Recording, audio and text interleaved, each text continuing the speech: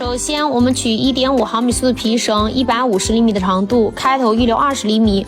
然后呢，我们绳头呢搭在钥匙圈上，穿过去收紧，再次搭到钥匙圈上，穿过去收紧，然后再搭到钥匙圈上，穿过去收紧。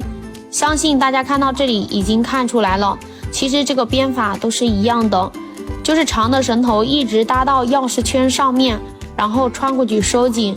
一直重复编织，直到将整个钥匙圈给它打满为止。当我们将这整个钥匙圈打满之后，就是这样的，长的绳头给它折回，形成一个圈。